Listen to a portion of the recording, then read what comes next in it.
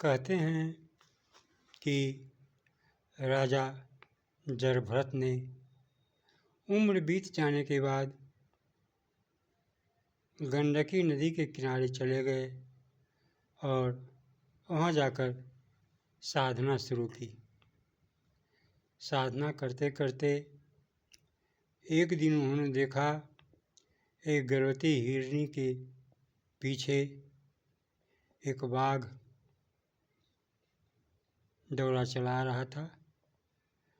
गर्भवती हिरनी को शिकार बनाना चाह रहा था। गर्भवती हिरनी नदी में कूद गई। नदी में कूदने से पहले हिरनी का गर्भ गिर चुका था। बाघ दौड़ा हुआ आया, पर नवजात शिशु को न देखकर हिरनी को पानी में ऊब डूब होता हुआ भासता हुआ देखा, पुनः लौट गया।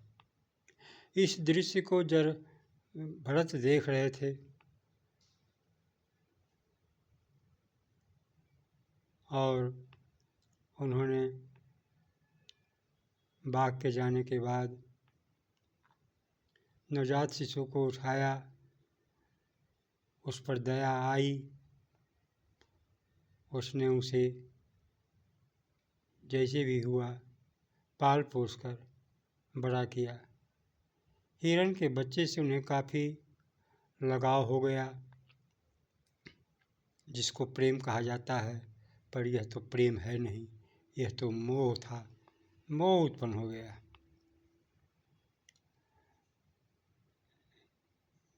हिरण का बच्चा आता, कभी उनके कान चबाने लगते, कभी उनके वस्त्र चबाते, कभी बाल पकड़कर खींचते, कभी गोद में बैठ जाते। यह नवजात शिशु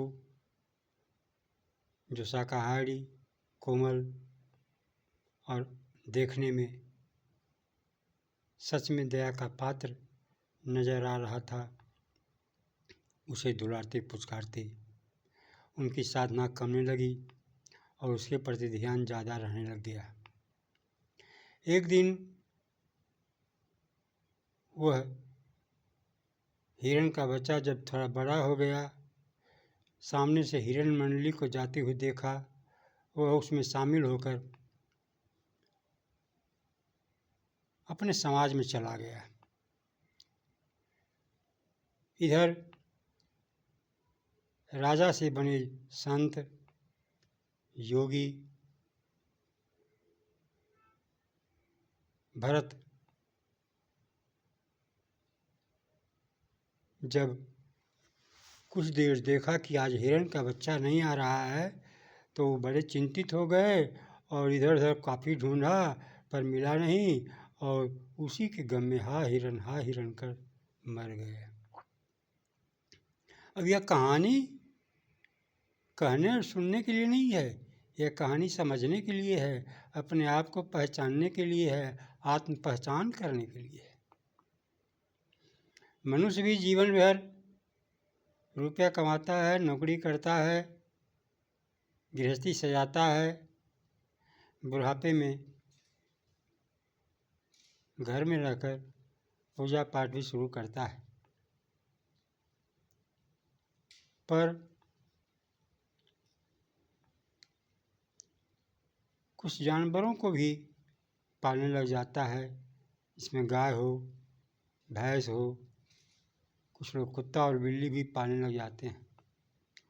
गाय भैंस की सेवा तो चलो, दूध मिलता है, परिवार के लोग भी खाते पीते हैं, सेवा भाव बना हुआ है,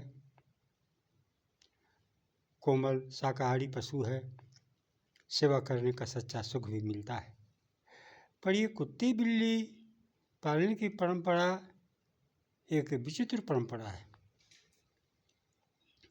यह परंपरा विदेशों से आई और हमारे देश में काफ़ी सज गई, समर गई। आज यह फल फूल रही है। अपने को बड़ा प्रतिष्ठित समझने के लिए, कहलाने के लिए बहाना है कि यह घर की रक्षा करता है। रक्षा जब तुम नहीं कर सकते तो तुम्हारा कुत्ता क्या करेगा? कुत्ते को तो रोटी फेंक देगा, वह शांत हो जाएगा।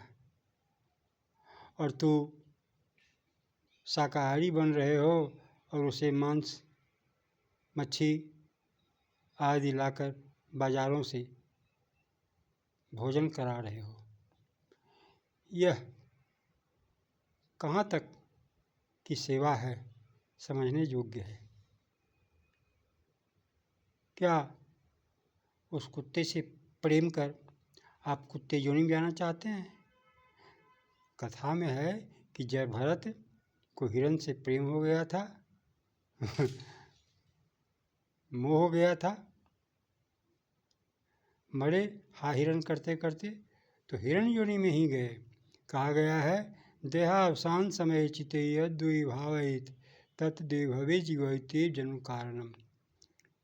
जन्म का यही कारण है कि देह छूटने के वक्त जिस तरह की भावना बनेगी उसी योनि में जाना पड़ेगा।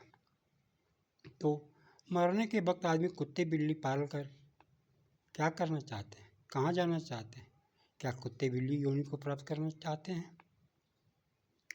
कुछ सुनते नहीं, सिर्फ पूजा पाठ का विधान कर लेते हैं। समझते हैं कि मैंने बहुत किया, तीर्थ में भ्रमण करा है, समझ लिया कि मैंने बहुत कर लिया, अब मुझे शांति मिल गई, मुक्ति मिल गई, परमात्मा का दर्शन हो गया। अरे कथाओं का तात्पर्य तो समझो। जितनी कथाएं हैं दूसरे के माध्यम से हमारे अंदर समझाने का प्रयास किया गया है। अपने आप को पहचानने का प्रयास करना चाहिए कि ये जयभरत की कथा जयभरत की कथा नहीं है। ये कथा हमारे लिए भी है, उपयोगी है कि हम भी जयभरत की तरह पशु पक्षियों में न लग जाएं। पशु पक्षियों को दाना देना, भोजन देना, पानी देना, देखभाल करना अच्छी बात है, लेकिन उसके प्रति मोह उत्पन्न होना और मोह को प्रेम कहना, ये कहाँ तक सही है?